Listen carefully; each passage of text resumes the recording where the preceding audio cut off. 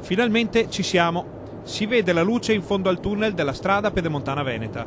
Il vice premier Matteo Salvini ha annunciato in diretta Facebook dal tetto del Viminale l'inaugurazione del tratto fra Thiene e Breganze, che si terrà lunedì mattina.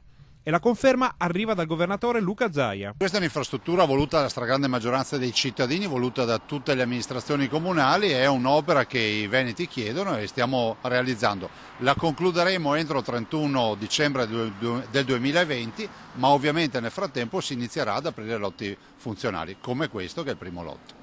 Il tratto che verrà aperto è, per quanto importante, solo un segmento di un'opera molto più vasta. Stiamo parlando di 17 caselli, 94 km e mezzo, 2 miliardi 258 milioni di opere che sono già cantierate e realizzate per oltre il 60%. Ci lavorano quasi 2000 persone su questo cantiere. Tutto è pronto quindi per l'apertura e c'è grande attesa in tutto il Veneto per questo passaggio, anche perché la tempistica dell'annuncio assume l'aspetto di un segnale politico di enorme importanza per il governo giallo-verde.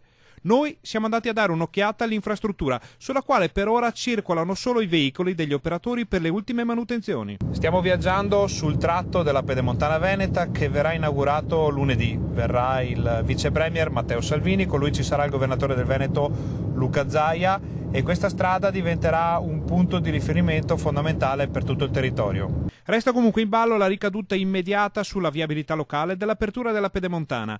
Manca ancora la complanare di Breganze e c'è il rischio che le ripercussioni per il traffico minore e per la quotidianità dei residenti siano importanti. L'appuntamento per il taglio del nastro è quindi fissato per lunedì a mezzogiorno di fronte al nuovo casello. Quello che vedete alle mie spalle è il casello di connessione fra la A31 Valdastico e la strada pedemontana veneta. Fra pochi giorni questo diventerà uno snodo fondamentale per tutto il territorio.